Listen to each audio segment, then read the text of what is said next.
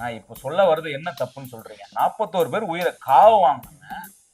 அசால்ட்டா வெளியே போறான், அசால்ட்டா வரான், முதுகுழு மீட்டு வைக்கிறாங்க. என்ன நினைச்சிட்டு இருக்கீங்க? எங்க ஐயா மீசக்கார ஐயா நீங்க மிரட்டி பார்ப்பீங்களா? மிரட்டுற வெள்ளம் என்கிட்ட வச்சுக்காதீங்க. அப்புறம் நாங்க மிரட்டினா நீங்க தாங்க மாட்டீங்க. இதுக்கு ஒரு முடிவு கட்டியே ஆகணும். இரு இப்ப எதுக்கு இப்போ வந்து வயிற்றுச்சல் பட்டுட்டு இருக்க? என்ன பிரச்சனை இப்போ உனக்கு? ஆமா, நீ யாரு? நான் தனியா வீடியோ எடுத்துட்டு இருக்கேன், நீ என்ன உள்ள வர ஃப்ரேம்குள்ள? எனக்கு வருத்தம்ப்பா, எனக்கு ரொம்ப வருத்தம். இல்ல, ஒரு பொதுவா ஒரு விஷயத்த பேசினா யாருன்னா வரலாம் சார். ஓஹோ, சரி வாங்க வாங்க ஃப்ரேம்குள்ள வாங்க. வணக்கம். இப்ப எதுக்கு வந்து நீங்க இப்படி வந்து உங்களோட வயிற்றுச்ச வன்மத்தெல்லாம் வந்து கட்டிட்டு இருக்கீங்க? ஆனா எவ்வளவு வன்மம் உள்ள இருக்குன்றத தெரியுதுடா இதுல இருந்து. இல்ல, 41 பேர் அங்க பரிதாபமா செத்து கிடக்குறாங்க. இவன் அழகா பொதுக்குழு மீட்டு வச்சு என்ன பெரிய கட்சிக்காரடா?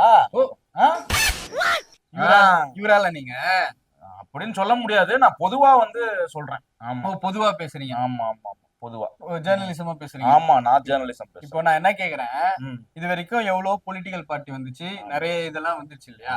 அப்பெல்லாம் எந்த ஜேர்னலிசம், எந்த ரிப்போர்ட்டர் வந்து ஸ்ட்ரெயிட்டா வந்து ஒரு தலைவன் அடிப்பேன்னு சொல்லியிருக்காங்க? ஏன் அவரே சொல்லியிருக்காரா? நான் அடிப்பேன்னா என்ன அர்த்தம் உங்களுக்கு அது கூட புரிஞ்சுக்க தெரியலையா?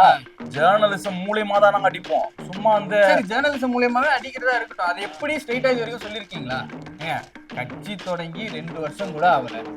ஆமா ஆமா, 2 வருஷம் கூட ஆகல. அதுக்குள்ள இவ்வளவு பயப்படணும்?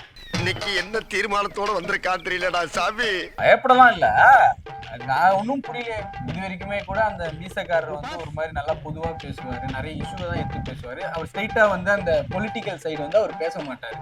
ஓகேவா? இமோஷனல் ஸ்ட்ரைட்டா இப்போ வந்து இந்த பொலிட்டிக்கல் சைடு பேச காரணம் என்ன? எங்க அண்ணன் பொலிட்டிக்கல் சைடு பேசலாம் இல்லங்க, பொதுவா தான் பேசிட்டு இருக்காரு. இது ஆமா, இது ஸ்ட்ரைட்டா வந்து உன்னை நான் அடிப்பேன், பேசாம நீ சினிமாவுக்கே போயிடு, இல்லனா வந்து பாரு, தெரியாது. எந்த கட்சி நல்லது செய்தோ அந்த பக்கத்து தான் எங்க அண்ணன் நிக்கிறாரு. புரியுதா? என்ன 41 பேர் உயிர் காவு வாங்கினவன் வந்து நல்லவன். எங்க நாங்க கள்ளச்சாராயம் 60. சரி, அது இப்ப பழசெல்லாம் நோண்டாதீங்க, இப்ப புதுசுக்கு வாங்க. சரி, அதுவும் பழசு ஆகி போச்சு சார். நிறைய இஷ்யூ போச்சு. இப்போ பிக் பாஸ் வந்துருச்சு, எல்லாருமே டைவர்ட் ஆயிட்டாங்க. இப்ப நீங்க என்ன அதையே புடிச்சு தொங்கிட்டு இருக்கீங்க? அது வந்து என்னதான் நீங்க பண்ணாலும் நீங்க பண்ணது தப்பு. அந்த தப்பை எதுக்கு? சரி சார், தப்பு தான், தப்புன்னு ஒத்துட்டோன்னே இன்னொன்னு சொல்றேன். இந்த பொலிட்டிக்கல் லீடர் வந்து எல்லாரும் கால்லயும் போய் பாதிக்கப்பட்ட. நீங்க சும்மா அதை சொல்லிட்டு இருக்காதீங்க. காலில் விழுந்துட்டான் காலில் விழுந்ததுக்கு ஏதாவது வீடியோ ஆதாரம் இருக்கா? ஆதாரமே காட்டாம நாங்க காலில் விழுந்துட்டோம். அப்ப நீங்க என்ன? நாங்க மன்னிப்பு கேட்டுட்டோம். விஜய் கண்ணீர் விட்டுட்டாரு, எங்க தலைவர் கண்ணீர் விட்டுட்டாரு. சும்மா இந்த ஆக்டிங்க போடாதீங்க. பாரு, அதாவது சினிமால வேணா ஆக்டிங்க போடுங்க, இந்த நெஜ வாழ்க்கைக்கெல்லாம் அந்த ஆக்டிங் செட் ஆகாது. புரியுதுங்களா? சரி, ஓகே சார். ஒரு வேளை நாங்க அந்த மாதிரி கேமரால எடுத்து போய் ஷூட் பண்ணியிருந்தா என்ன சொல்லியிருப்பீங்க?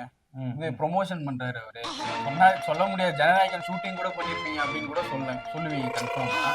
உங்களுக்கு இப்படி சொன்னாலும் முட்டுக்கோடு இங்க. அதாவது நீங்க மக்களுக்கும் எங்களுக்கும் புரியுற மாதிரி சொல்லுங்க. அதுல ஒரு உண்மைத்தனம் இருக்கணும். அடிப்பேன்னு சொன்னா புரியும் இல்லையா?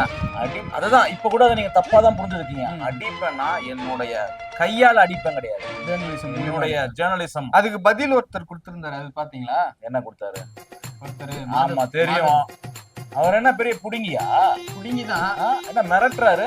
என்ன மேடையில ஏறி மிரட்டினா எங்களுக்கு என்ன பயம் வந்து? மேடை என்ன, நீங்க வந்து ஸ்ட்ரைட்டா வந்து நான் ஜேர்னலிசம் மூலமா அடிப்பேன் அப்படின்றது மிரட்டல்ல, முடிஞ்சா தொடரா பார்க்கலான்றது உங்களுக்கு மிரட்டுற மாதிரி இருக்கு சார். சார் எப்படி சார் இது சொல்லுங்க சார்.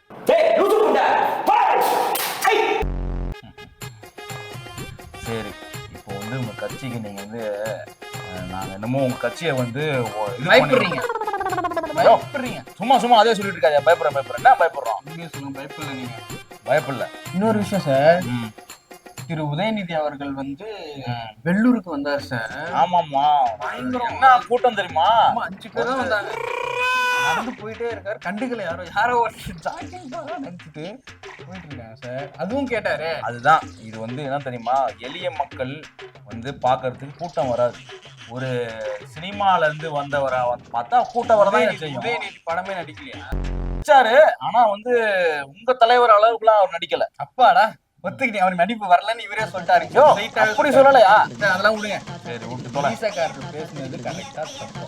மீசக்காரர் பேசுனது வந்து அது வந்து எப்படி சொல்றதுன்னு எனக்கு தெரியல. அப்போ உங்க ஆளு பேசுனது மட்டும் கரெக்டா? நீங்க நீ பேசுறது நீ சொல்லு தப்பா சொல்றேன். கரெக்டா? நான் சொல்றேன், நீங்க பேசுறதுக்கு ஆன்சர் தான் பண்ணும், ஸ்ட்ரைட்டா பேசல.